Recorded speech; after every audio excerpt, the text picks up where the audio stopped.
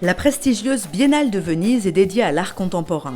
Mais pour cette 57e édition, la France est représentée par une œuvre faite essentiellement de musique.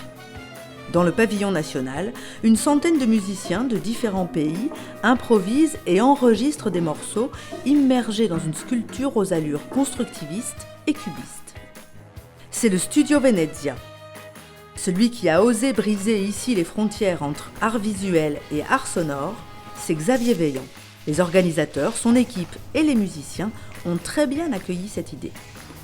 En revanche, par le milieu de l'art, c'est plus contesté. C'est-à-dire, on se dit, est-ce que c'est vraiment le lieu de laisser tant de place à la musique ? Pour moi, c'est une question dépassée. On est plutôt dans un monde où on a séparé.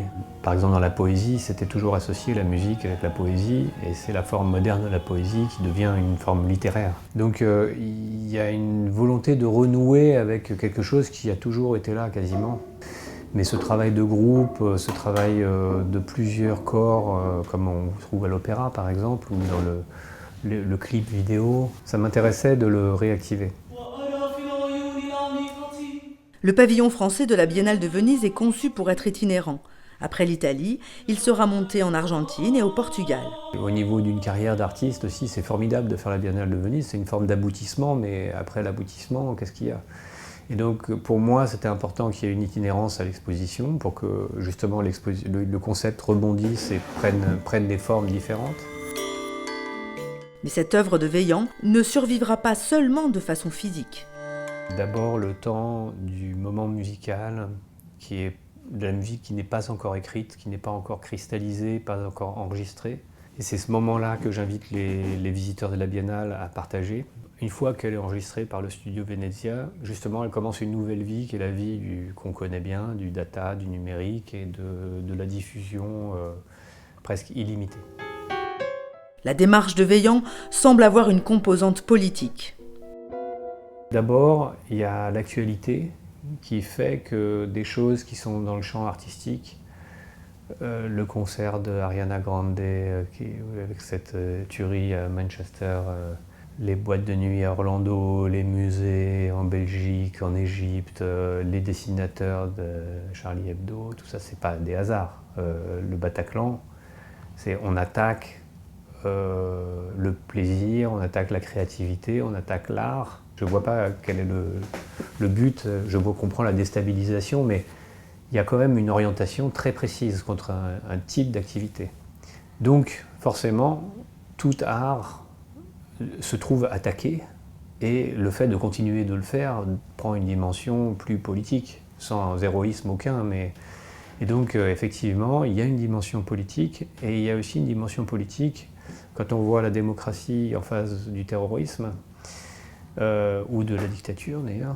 Il y a une dimension qui est de continuer à faire des choses sur un mode civilisé, sur un mode doux, sur un mode de l'échange, du respect, de l'attention à ce que fait l'autre. Le croisement de disciplines du pavillon français met aussi en évidence une caractéristique de la production de Veillant, la diversité. Veillant fait de la sculpture, de la peinture, des performances, de l'architecture, des arts graphiques, du cinéma. Mais même dans cette diversité, l'artiste trouve des lignes directrices qui traversent tout son travail. Le dynamisme, la modernité, l'idée de collaboration ou d'implication, de responsabilité du visiteur, du spectateur. Ses œuvres sont présentes dans les rues de Shanghai, Séoul, New York. Ses sculptures ont investi les jardins et le château de Versailles. Toutes ces œuvres, comme l'art en général, constituent de la pensée visuelle, des idées devenues formes. Et c'est cette particularité qui attire Veillant. Ce qui est intéressant avec l'art, c'est d'être attentif à des idées qui ne sont pas forcément mes idées, qui sont des idées qui sont dans l'air, dans l'environnement. Et après ça, au lieu de les formuler d'une façon littéraire où il y aurait un développement et une pensée, un essai philosophique, quelque chose comme ça, on le synthétise. On synthétise cette idée sous une forme qui enserre les contradictions du réel. C'est-à-dire que tout à coup, on peut avoir un objet cohérent qui est fait avec des choses qui normalement devraient être complètement diffractées, explosées, etc. Et en fait, c'est ce que je fais aussi en art, c'est-à-dire souvent des formes artistiques très liées à une forme de classicisme, mais qui est comme mis en contact avec, par exemple, certains logiciels qui permettent de complètement changer les formes et faire évoluer les formes. La collaboration est l'un des concepts clés dans l'œuvre de Vaillant. C'est le cas aussi du pavillon français à Venise. Il y a dans ce travail un côté généreux, mais peut-être pas tant que ça. Il y a une autre dimension aussi qui est une forme d'égoïsme presque. C'est un peu fort à dire, mais parce que en fait, c'est créer une situation qui est une situation rêvée pour moi, par moi. C'est une forme de générosité, mais c'est comme quand on fait à manger pour 10 personnes. C'est très généreux, mais c'est aussi, on choisit du coup ce qu'on va manger et la manière dont c'est préparé. La manière dont l'œuvre de Venise opère sur la réalité peut laisser penser que, pour Vaillant, l'éternelle question sur le but de l'art n'est ni dépassée, ni dépourvue de sens.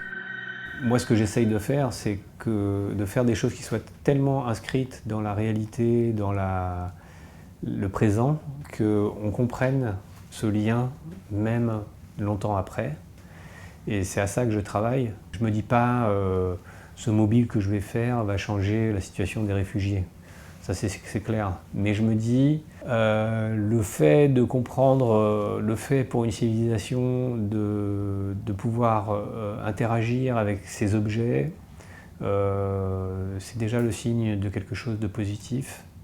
Donc l'art a quand même une fonction non quantifiable, parfois mesurable au fil de dizaines d'années ou de centaines d'années, mais une action capitale. Comme disait Deleuze, une civilisation, c'est l'art, la science et la philosophie.